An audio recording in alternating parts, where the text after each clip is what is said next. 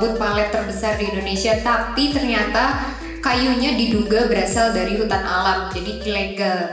Nah, untuk pemaparan selanjutnya kita akan mendengar dari Trade Asia, dari Universitas Pertahanan, dari IPB University, dari IWGFF, dan yang belum datang nanti dari JPIK yang akan memperkaya diskusi kita pagi sampai siang hari ini. Juga terima kasih ke teman-teman yang sudah menyempatkan waktu untuk hadir, teman-teman dari jurnalis. Baik, saya akan memberikan sedikit pengantar.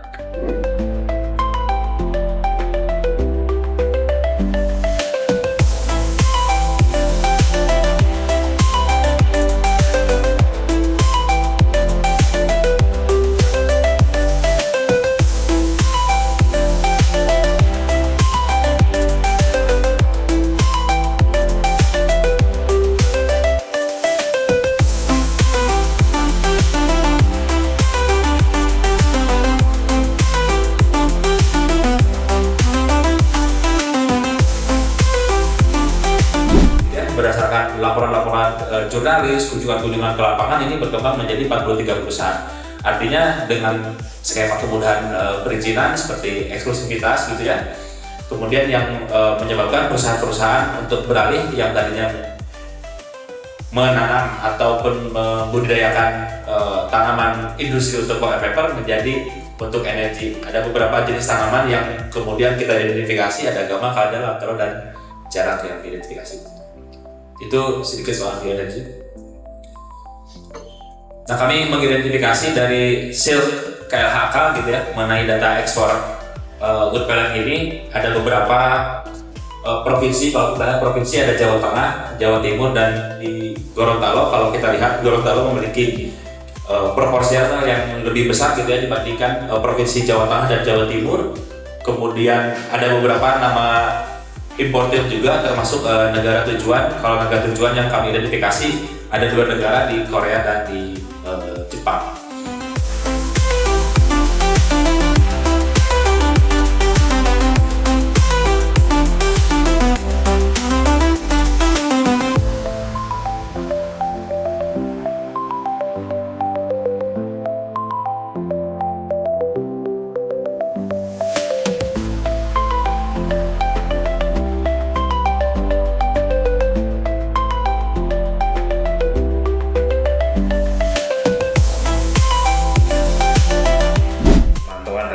Tata kelola hutan yang lebih luas, yaitu mengenai berdeforestasi.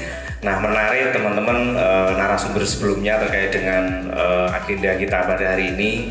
Nah, saya mewakili JPK akan berbagi pengalaman sih sebenarnya mengenai bagaimana selama ini praktek culas, kemudian bagaimana sih manipulasi perusahaan-perusahaan di dalam memanfaatkan hasil hutan kayu khususnya.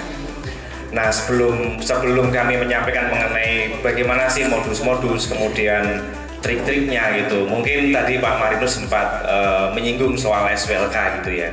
Jadi memang ya SWLK ini sistem yang memang belum sempurna, tetapi sistem ini cukup lumayan mampu untuk mengerem praktek-praktek pemanfaatan hasil hutan secara ilegal.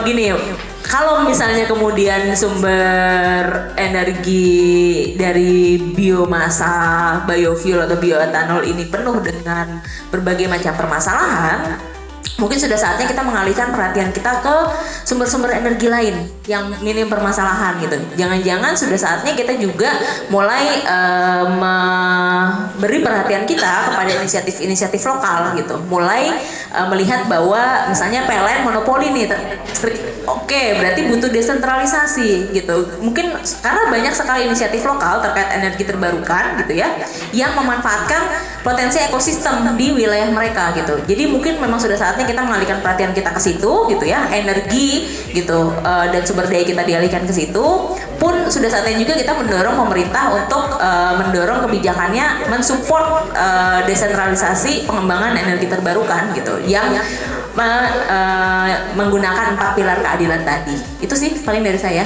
Kasih banyak. Makasih Mbak Mel, maaf kelewat. Kooperatif kalau memang ada bukti-bukti seperti apalagi yang Mas sampaikan tadi, bahwa kayunya itu memang bukan kayu dari hutan tanaman energi, terus nah ini sangat pasti kita ikut mensupport. Dan saya sendiri kalau misalnya disuruh ikut bantu bagaimana untuk mendekati Angkatan Laut, saya siap gitu.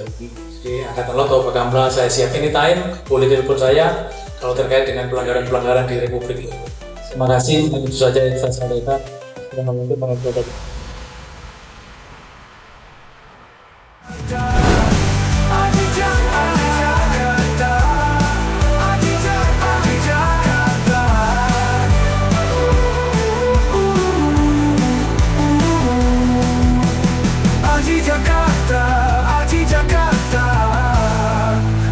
Jakarta